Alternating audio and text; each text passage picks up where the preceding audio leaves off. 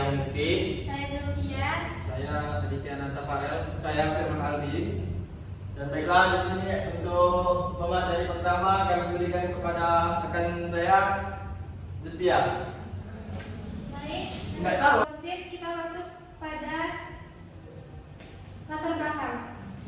Komposit adalah suatu material yang terbentuk dari kombinasi dua atau lebih material, di mana sifat mekanik dari material pembentukannya berbeda-beda, dikarenakan karakteristik pembentukannya berbeda-beda. Maka akan dihasilkan material baru, yaitu komposit yang mempunyai sifat mekanik dan karakteristik yang berbeda dari material-material pembentuk bahannya. Tujuan: komposit logam dapat digunakan pada fasad dengan berbagai cara, termasuk sebagai elemen pelapis atau dekoratif. Mereka dapat digunakan untuk membuat pola dan desain yang unik, menambah tekstur dan kedalaman pada fasad, atau menciptakan tampilan yang halus dan mulus. Keunggulan: pertama, ringan dan kuat; kedua, tahan api; ketiga, mudah dibersihkan dan dirawat; keempat, estetis; dan kelima, mudah dibersihkan. Untuk materi selanjutnya akan dijelaskan oleh rekan saya, Arya Mukti. Baiklah, kita masuk ke pembahasan.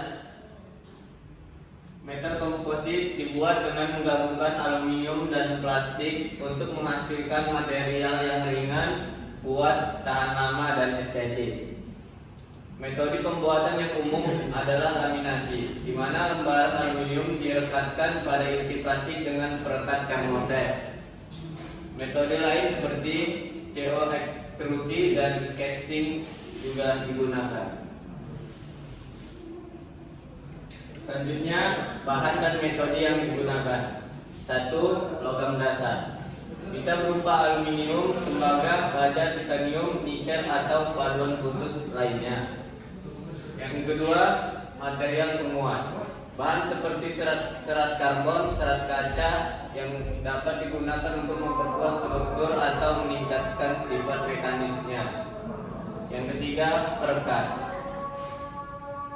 Selanjutnya, metode yang digunakan, yang pertama yaitu pengecoran, yang kedua laminasi, yang ketiga penggabungan mekanisme, yang keempat deposisi atau coating.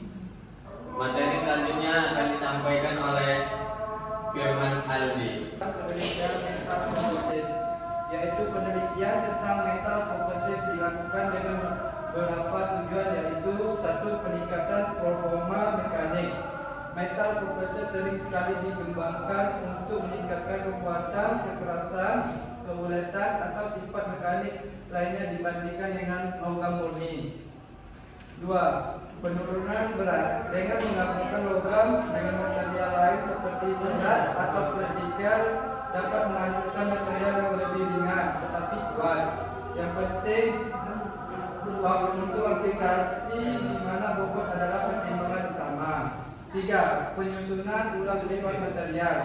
Penggabungan logam dengan material lain dapat mengubah sifat-sifatnya seperti penggabungan logam dengan material lain dapat 4. Penyusunan ulang sifat material. Penggabungan logam dengan material lain dapat mengubah sifat-sifatnya seperti konduktivitas listrik, ketahanan korosi, atau sifat termal yang memungkinkan penggunaan dalam berbagai aplikasi yang spesifik. 4. Biaya produksi dan efisien. Metal komposit dapat direncanakan untuk memperbaiki proses produksi atau membuat material lebih mudah diproses, yang dapat mengurangi biaya produksi secara keseluruhan. 5. Inovasi teknologi. Penelitian ini juga dapat mendorong inovasi dalam teknologi material, memungkinkan pengembangan aplikasi baru atau peningkatan signifikasi dalam aplikasi yang sudah ada. Baiklah, materi selanjutnya akan dilanjuti oleh Aditya Nanta.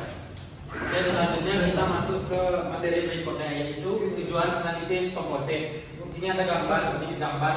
Tujuannya untuk mengetahui sifat-sifat komposit, kekuatan tarik, kekuatan tekan, kekerasan, keuletan, konduktivitas thermal, konduktivitas listrik, dan lain sebagainya. Yang kedua, menilai keseragaman mikrostruktur, distribusi dan ukuran partikel penguat, dan cacat pada material, dan lain sebagainya.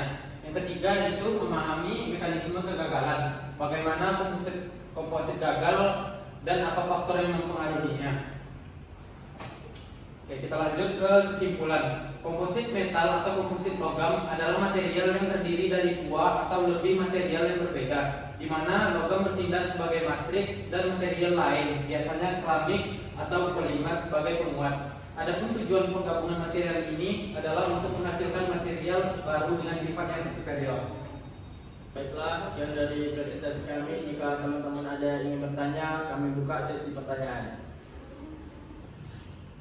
Izin bertanya. Ya baik. Perkenalkan, nama saya Fikri Jalvalin dari kelompok 7. Apa keunggulan bahan komposit dibandingkan dengan bahan konvensional seperti logam? Ya, baik. Terima kasih. Izin bertanya. Ya, baik. Saya dari kelompok 7 yang bertanya kepada kelompoknya. Pertanyaannya, mengapa material komposit bisa dikatakan material yang unggul? Terima kasih. Terima kasih. Baik, saya perkenalkan, saya Dr. Ramadan dari kelompok 7. Pertanyaannya, apakah bahan alam bisa digunakan sebagai material komposit? Ya, terima kasih. Ya, baik. Assalamualaikum warahmatullahi wabarakatuh. Waalaikumsalam. Baiklah, di sini saya akan menjawab pertanyaan dari teman saya Fikri. Apa keunggulan bahan komposit dibandingkan dengan bahan konvensional seperti logam? Di antaranya beratnya lebih ringan, kekuatannya lebih tinggi, tahan korosi, dan memiliki biaya perakitan yang lebih murah karena berkurangnya jumlah komponen dan bahan penyambung. Gimana Fikri? Terima kasih. Baik, saya akan menjawab pertanyaan dari Putri. Mengapa material komposit bisa dikatakan material yang unggul? Karena diantaranya memiliki kekuatan yang dapat diatur, berat yang lebih ringan, kekuatan dan ketahanan yang lebih tinggi, dan tahan korosi dan tahan terhadap kehalusan. Gimana Putri? Ya, Ya, saya akan menjawab pertanyaan dari Saryoto. Apakah bahan alam bisa digunakan sebagai material komposit? Bisa, hampir semua dapat digunakan sebagai bahan baku komposit. Apa ada lagi tadi?